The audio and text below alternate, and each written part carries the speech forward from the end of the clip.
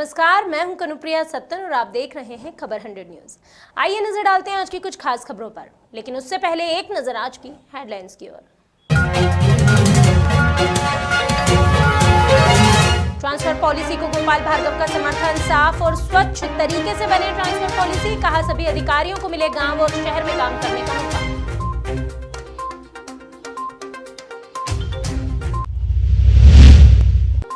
NGO पर लगाम कसने पर कांग्रेस का समर्थन। पूर्व मंत्री सज्जन सिंह वर्मा ने मध्य प्रदेश सरकार के फैसले को दिया समर्थन, कहा जल्द लगे फर्जी एनजीओ पर प्रतिबंध।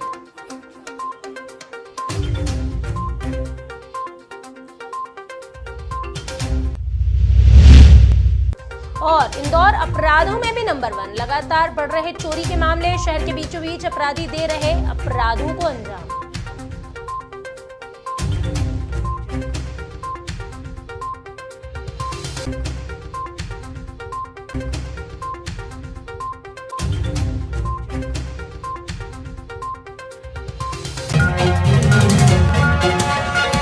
मध्य प्रदेश के लोक निर्माण मंत्री गोपाल भार्गव ने प्रदेश सरकार द्वारा तैयार की जा रही ट्रांसफर पॉलिसी का समर्थन किया है। गोपाल भार्गव ने कहा कि प्रदेश में ट्रांसफर पॉलिसी बननी ही चाहिए, सीनियर और जूनियर के हिसाब से तबादले होने चाहिए। भार्गव ने कहा कि प्रदेश में जैसे ही ट्रांसफर पॉलिसी लागू होती है, मंत्रियों और विधायकों पर दबाव कम हो जाएगा। उन्होंने कहा कि साफ और स्वच्छ तरीके से ट्रांसफर पॉलिसी बनाई जानी चाहिए। अगर ऐसा होता है तो लंबे समय तक ग्रामीण क्षेत्रों में रहने वाले अधिकारियों और कर्मचारियों को शहर में काम करने का मौका मिलेगा। लंबे समय तक शहर में रहने वाले अधिकारियों और कर्मचारियों को जब ग्रामीण क्षेत्रों में भी काम करने का मौका मिलना ही चाहिए। उन्होंने कहा कि जो सबका साथ और सबका विकास का हमारा नारा है, ये सिर्फ नारा नहीं है, हम इस बात को लेकर चलते हैं। अगर सबका साथ और सबका विकास करना है तो हमें जातिवाद खत्म करना होगा। उन्होंने कहा कि आजादी के बाद से ही जातिवाद खत्म हो जाना चाहिए था, लेकिन समय के साथ राजनीतिक कारणों के चलते जातिवाद खत्म होने की जगह बढ़ता ही चला गया। भारतीय जनता पार्टी की नीति और नारा है सबका साथ, सबका विकास और सबका विश्वास। तो हम लोग तो उसी पे हैं। और मैं मान के चलता हूँ कि पार्टी की जो रीति नीति है, इसी वाक्य को लेके, और ये हमारा जो एक प्रकार से ब्रह्म वाक्य है, इसी के आधार पर पार्टी चलेगी, चल रही है। मुख्यमंत्री शिवराज सिंह चौहान ने सोमवार को मंत्रालय में कलेक्टर कमिश्नर के साथ वीडियो कॉन्फ्रेंसिंग में फर्जी एनजीओ पर प्रतिबंध लगाए जाने के निर्देश दिए। इस निर्देश के बाद कांग्रेस भी अब उस निर्णय के पक्ष में नजर आ रही है। पूर्व मंत्री और वरिष्ठ नेता सज्जन सिंह वर्मा ने सीएम के इस निर्णय का समर्थन किया। वर्मा ने कहा कि सरकार को जल्द ही प्रदेश में संचालित फर्जी एनजीओ पर प्रतिबंध लगा ही देना चाहिए। उन्होंने कहा कि कुछ एनजीओ जो धर्मांतरण करने के मुद्दे जो चल रहे हैं, उस पर वर्मा ने कहा कि प्रदेश में 17 सालों से तो भारतीय जनता पार्टी की ही सरकार है, तो धर्मांतरण करने वाले एनजीओ पर कार्यवाही अब तक क्यों नहीं की गई, ये भी एक सवाल है।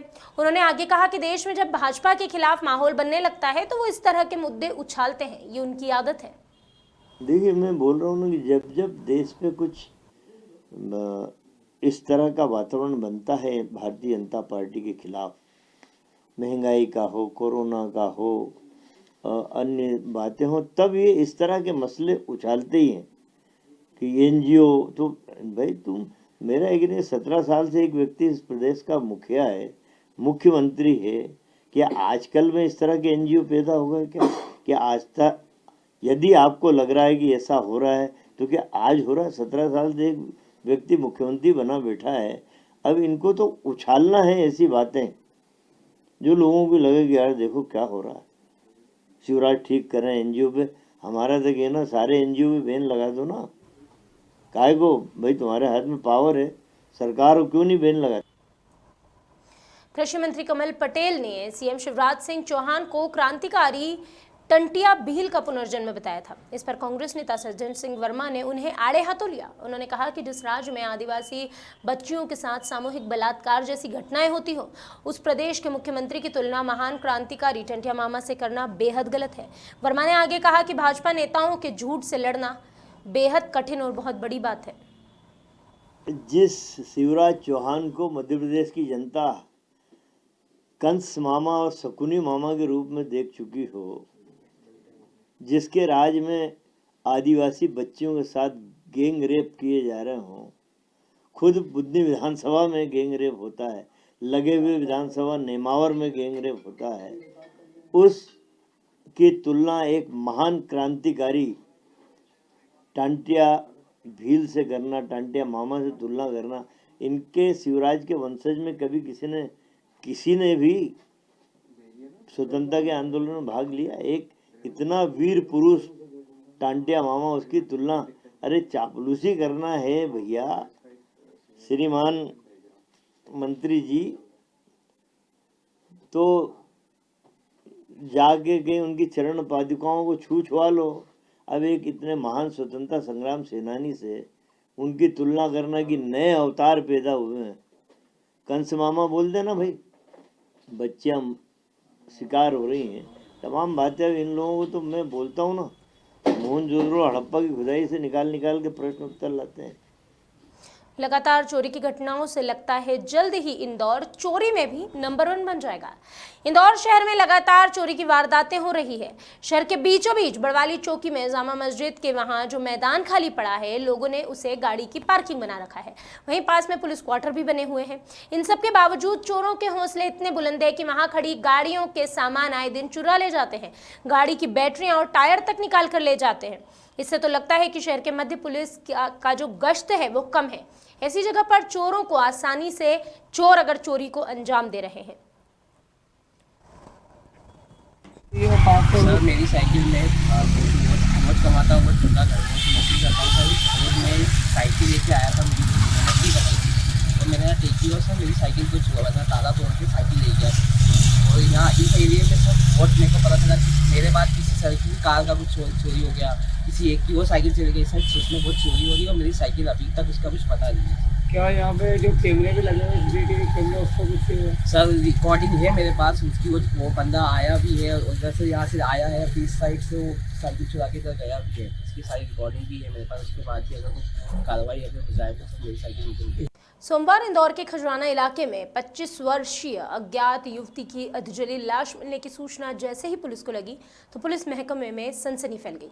ताबड़तोड़ पुलिस ने शव का शॉर्ट पोस्टमार्टम करवाया, जिसमें चौंकाने वाली रिपोर्ट सामने आई है। युवती के साथ दुष्कर्म की संभावना जताई गई है। इस हैवानियत के पीछे किसका हाथ है, इसकी तलाश पुलिस लगातार कर रही है। हालांकि जब इस मामले में थाना प्रभारी दिनेश शर्मा से बात हुई तो उन्होंने बताया कि युवती का गला घोंटकर उसे मारा गया। उसकी पहचान उजागर ना हो इसके लिए उसके चेहरे को जला दिया गया। इधर पुलिस अब आसपास के जिलों से लापता हुई युवती की जानकारी जुटा रही है। बाईपास और आसपास के टोल नाकों के CCTV फुटेज भी खंगाले जा रहे हैं। गौरतलब है पुलिस अब युवती के कातिलों का पता लगाने का प्रयास कर रही है, क्योंकि युवती के साथ पहले संभवतः दुष्कर्म किया गया, उसके बाद उसका गला फंदे से घोंटा गया। पुलिस दरिंदों की तलाश में हर संभव प्रयास में जुटी हुई है। कोशिश कर रहे हैं कि उसकी पहचान स्थापित हो जाए, उसके बाद मामले में आगे और जानकारी मिल पाएगी। तो उसके लिए हम लोग जो पिछले समय की जो गुमशुदा महिलाएं और युवतियां हैं उनकी प्रोफाइल्स बुलवा रहे हैं, आसपास के जिलों से भी और आसपास के थानों से भी, और उसका हम लोग जो है एनालिसिस कर रहे हैं। उनके परिजनों से बातचीत कर रहे हैं और कुछ लोगों को हम लोग जो है फोटोग्राफ दिखाकर और उसकी जो पहचान के जो कपड़े हैं जो मिले हैं वो सब दिखाकर उसकी पहचान स्थापित करने की कोशिश कर रहे हैं। टंटिया मामा से मुख्यमंत्री शिवराज सिंह चौहान की तुलना करने वाले मध्य प्रदेश के कृषि मंत्री कमल पटेल पर अब कांग्रेस ने निशाना साधा है। मध्य प्रदेश कांग्रेस कमेटी के प्रदेश सचिव राकेश सिंह यादव ने कहा कि यह तो सूरज को दिया दिखाने जैसा है। इसके बाद उन्होंने कहा कि मंत्री कमल पटेल को माफी मांगना चाहिए, क्योंकि उन्होंने कहा कि टंटिया मामा लूट कर, लेकिन टंटिया मामा ने लूट कभी नहीं की, बल्कि अंग्रेजों की लूट को दोबारा छीनकर गरीब जनता तक वो पहुंचाने का पवित्र काम करते थे।